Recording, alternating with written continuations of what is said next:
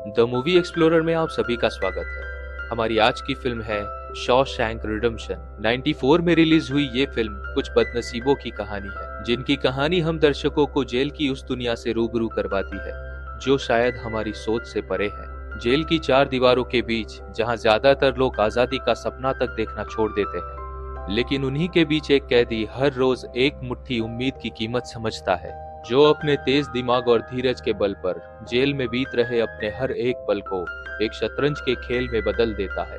लेकिन ना ही ये खेल कोई मामूली खेल है और ना ही ये जेल कोई मामूली जेल। यहाँ के कैदियों को अच्छे बर्ताव के चलते भी रिहाई नहीं मिल पाती है, वहीं जिंदा यहाँ से भाग पाना तकरीबन नामुमकिन है। साल है 1947, जहां एक अदालत में इस कहानी के मुख्य किरदार एंडी डूफ्रेन पर उसकी पत्नी और उसके प्रेमी के कत्ल के इल्जाम में मुकदमा चल रहा है। एंडी डूफ्रेन एक कामयाब बैंकर है और उसका कहना है कि ये कत्ल उसने नहीं किए हैं, लेकिन सारे सबूत और गवाह एंडी की ही तरफ इशारा कर रहे हैं, जिसके बिना पर अदालत एंडी को 2 उम्र कैद की सजा देती है। इसके बाद जेल में एक और कैदी जिसका नाम रेड है। रेड शॉशैंक स्टेट प्रिजन में अपनी उम्र कैद के 20 साल बिता चुका है और अपने अच्छे बर्ताव के चलते वो अपनी रिहाई के लिए अपील कर रहा है, लेकिन इस अपील को भी हमेशा की तरह रिजेक्ट कर दिया जाता है।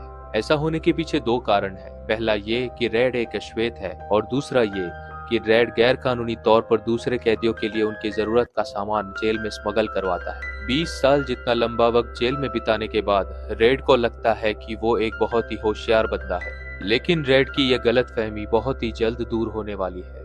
उस दिन शॉशैंक स्टेट प्रिजन में कुछ नए कैदी आते हैं, जिन्हें देखकर पुराने कैदी शर्त लगाते हैं कि उनमें से सबसे पहले कौन रोएगा। पुराने कैदियों में से एक कैदी जिसका नाम हेवुड है, वो नए कैदियों में से एक मोटे से लड़के को देखकर उसे फैटेस नाम देता है और कहता है कि यही सबसे पहले रोएगा। लेकिन रेड एंडी को देखकर कहता है कि ये बहुत अमीर आदमी लगता है और इस माहौल में वो सबसे पहले ही रो देगा।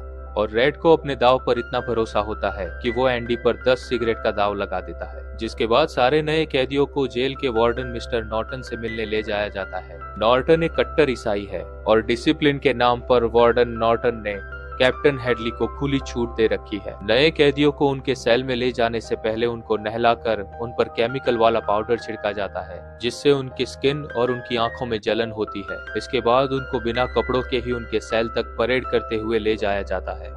और इसी वजह से पुराने कैदी वो शर्त लगाते हैं, क्योंकि ऐसे हालात में कोई ना कोई पहली रात रो ही देता है। और गार्ड्स के वहां से जाते ही पुराने कैदी नए कैदियों को चिढ़ाकर उन्हें रुलाने की कोशिश करते हैं ताकि वो अपनी शर्त जीत सके। लेकिन तभी हेवुड अपनी शर्त जीत जाता है और वो मोटा लड़का रोने लगता है। तभी वहां पर कैप्टन हेडली आ जाता है और कैप्टन हेडली उस मोटे लड़के की इतनी पिटाई करता है कि वो अधमरा